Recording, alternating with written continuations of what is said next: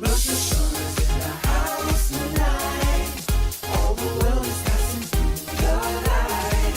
Let's all get written in the book of life. Shana Tova, it's holiday time.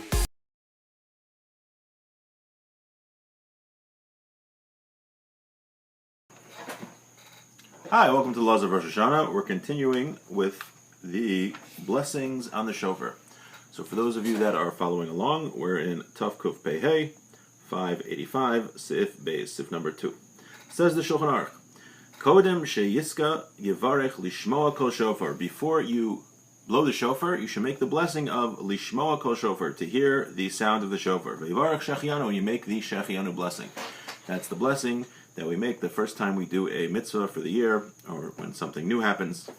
Says the Ramah, Ve'ein chiluk benim yivarech la'atzmo, o shekvar yatzum yivarech lehotzi acher. And it doesn't make a difference whether you are blowing the shofar for yourself, you make this blessing, or if you're blowing for others. So let's say you blow the shofar and you blow in multiple shuls, and you already blew it, so you already fulfilled your obligation. The Ramah says that you would make the blessing again for the other people.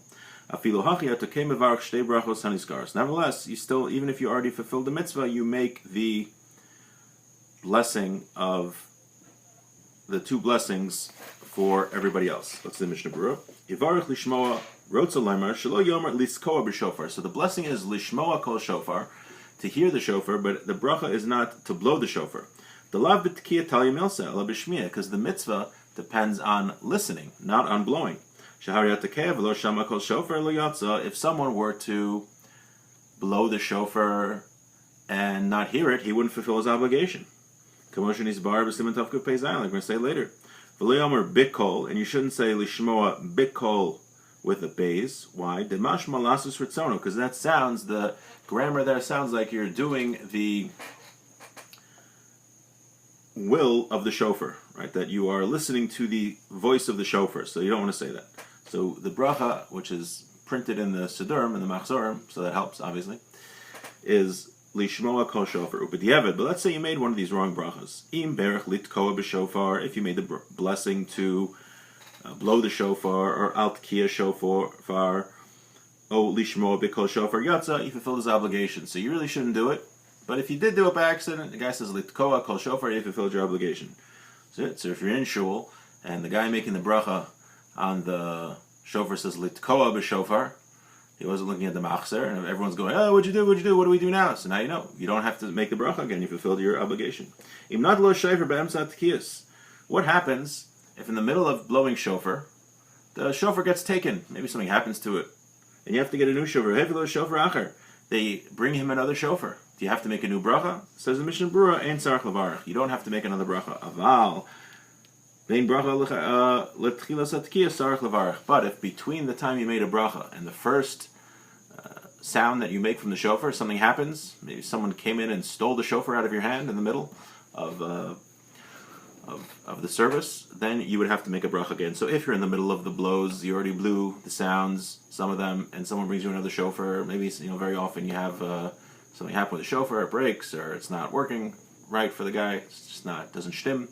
Then you get another shofar. You don't have to make a bracha again. But if it's between the blessings and the first sound that you make, then you do have to make another bracha. Okay. Oshek var yatsa, or you already fulfilled your obligation. Hachronim, again, the case is where you blew shofar already, you heard it, and you're blowing for other people.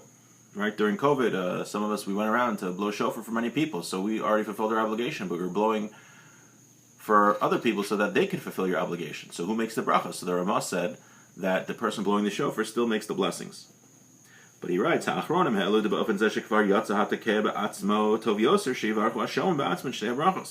says here though if the person blowing the shofar already fulfilled his obligation, then the other people who are listening should make the blessings.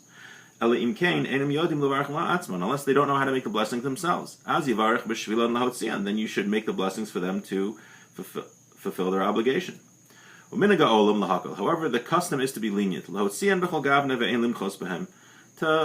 In any case, even if the people know how to make a blessing, the Mishnah Berurah says the custom is that even if the one blowing the shofar already fulfilled his obligation, nevertheless he should still make the blessings for the other people. They don't have to make the blessings. Kikain hi ikar medina, that is the letter of the law. Okay. Mishin istapik lo im shama kol shofar or not a lulav. Let's say you have a guy who's really spaced out, and he doesn't know if he heard shofar on Rosh Hashanah. He was spaced out during davening. He does. Was I in the bathroom? Was I not in the bathroom? Or and he says another case where he's not sure if he shook the lulav on Sukkos. Biyom Rishon shehu min haTorah, on the first day, which is a Torah law to hear the shofar. He should blow the shofar but not make a blessing. Ubiyom Sheni, let's say the second day of Rosh Hashanah, where it's only rabbinic. Ein tzarich litkah, the suffix divrei sofrim lako. You don't have to blow shofar again because it's a question of a rabbinic law, because it's only midivrei sofrim. It's not a Torah law to blow the shofar the second day of Rosh Hashanah. Therefore, if he's not sure, the rule is that in any rabbinic law, if you're not sure, you don't have to do it again. But I see here in the notes, they say, if it's easy for you, it'd be a nice thing to hear the shofar if you're not sure. I don't know what type of guy also doesn't know if he heard shofar. I guess it could happen. Okay, let's continue with the Shulchan Aruch. V'yiska tashrat gimel pam. So now you make the blessing. Now what do you do? So now he's saying the order of the shofar blows. So there are 3 shofar blows. I'm going to make funny noises now. So there are 3 general shofar blows. One is tekiah. Tekiah is a long sound. Doot. Shavarim is 3 short sounds. Doot, doot, doot. And then teruah is many, many short sounds like this. Doot, doot, doot, doot, doot, doot, doot, doot, doot, doot, doot. Okay, so I'm not going to do that again. So that's tekiah, shavarim, and teruah. Okay. So it says the Shulchan Aruch, V'yiska tashrat gimel pa'amim. You do a seder of tekiah, shavarim, teruah, and tekiah. So that's the long sound, the 3 sounds, the multiple sounds, and then tekiah at the end. Gimel pa'amim, and you do that set 3 times. So you go tekiah, shavarim, teruah, tekiah, and you do that 3 times. Then, v'tashat gimel pa'amim. Then you do tekiah, shavarim, tekiah 3 times. V'tarat gimel pa'amim. Then you do tekiah, teruah, tekiah, gimel pa'amim. So you have 3 sets of 3. V'tov litkoa b'tzad yamin. It's good to blow on the right side. Im efshar litkoa b'kach, if it's possible to do this. V'chein yapach ha'shofar l'mala, and you should put the shofar facing up. Shinamar, it says Allah Elokim b'teruah. It went up to Hashem with the blowing. Let's see Mishnah Berurah on this. In the comment he says he's going to explain later, the Shulchan Aruch will explain later why that's the order of blowing. But Sad Yamin on the right side, Shal Piv, the right side of his mouth, Mishum Dechsiv, because it says V'asatan Amid al Yamino L'sidno, because it says the Satan stands on the right to prosecute. If you can blow like this, small, says even if they put you on the left side, don't worry about it. Even if the shofar is on the left side of his mouth, it's fine. These are just preferable practices. It says flip